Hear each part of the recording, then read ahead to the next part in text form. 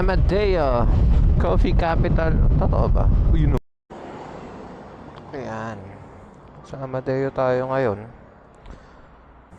Testing ko tong Insta 360 Ace Pro. Okay naman siya so far. Ayoko lang is automatic siya eh. Automatic zoom. Kahapon hindi ko alam kung naka-zoom pa rin siya ngayon. Sana hindi na. Bakit ko pinili yung Ace Pro? Kasi meron na akong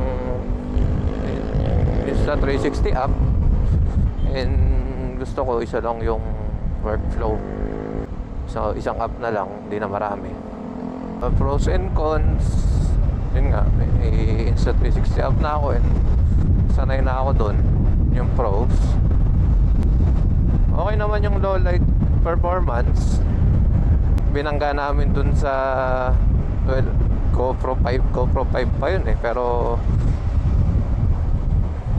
okay naman yung low light nya, maliwanag. Yun. Pangit lang, bulky siya eh.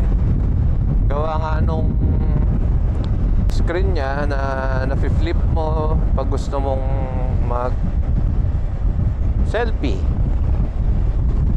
So makikita mo yung footage, pwede mong i-flip forward. Yun yung downside. Dagdag taba sa body, plus mas mabigat siya ng I think 30 grams sa Action 4. Yarn, so traffic pa rin din eh. So na lang tayo Magallanes mamaya.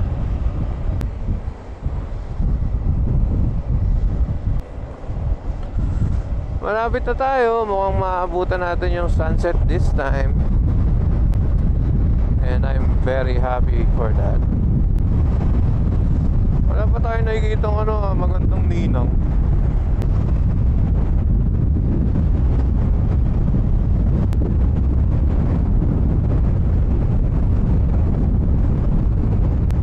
Twin Lakes baby!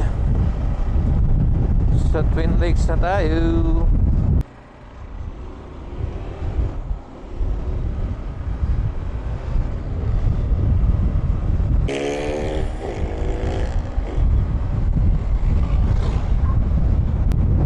Malapit na tayo.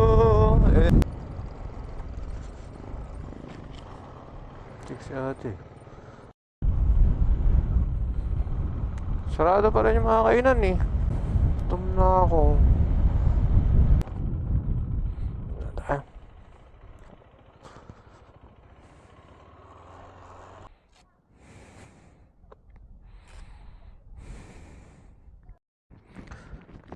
Ganda ng araw oh.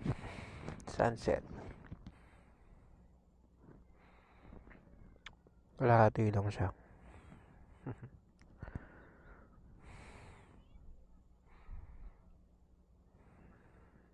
At least naabutan natin yung sunset.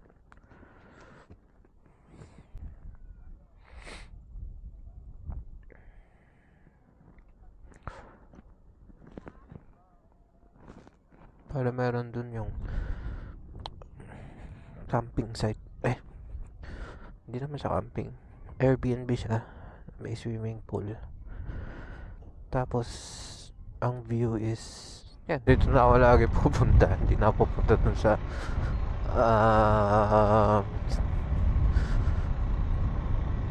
Palace in the Sky. May bayad na yung parking dun. Paparking ka lang, babayad ka pa. Mga tao, konti pa. And ayun, wala na yung araw. Nakikita magandang ninang. Mukha namang okay si Insta. Tina-charge ko lang kasi ayun, yun yung hindi ko alam kung same sa GoPro, pero siguro around 10 minutes of footage ubos ka agad yung battery. Sabi nila around 1 hour? 1 hour or more? Ayan, pauwi na tayo. Subukan natin dito kung naaalala ko pa yung daanan. Kakaliwa tayo dito.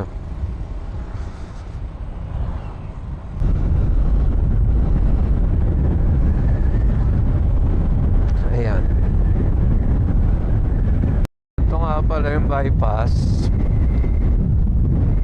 Ito yung bypass dire-diretso ito papuntang yung dinaan natin kanina sa papuntang Gentry. Kung ayaw yung matraffic dun sa ginagawang Great Wall of Tagaytay, pwede kayong dumaan dito.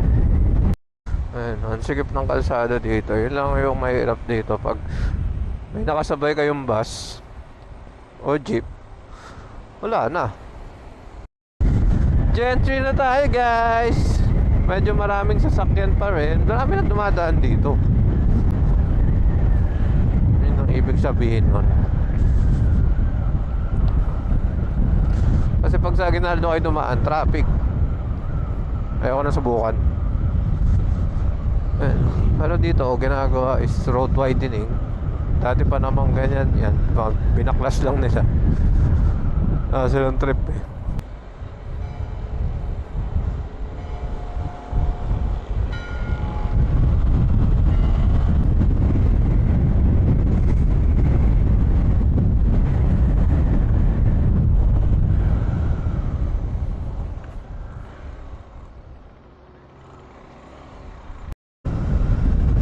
Lapit na tayo sa Palapala. Ang traffic. Hanggang dito na pala yung ginagawang kalsada. Ingat lang kayo dito, guys, kasi yun nga, ayan, mga bakal-bakal. Malapit na tayo makauwi. Grabe, no?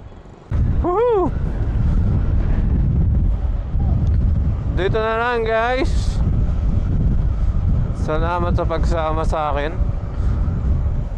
Kita-kits tayo sa susunod naming long ride. Bye-bye.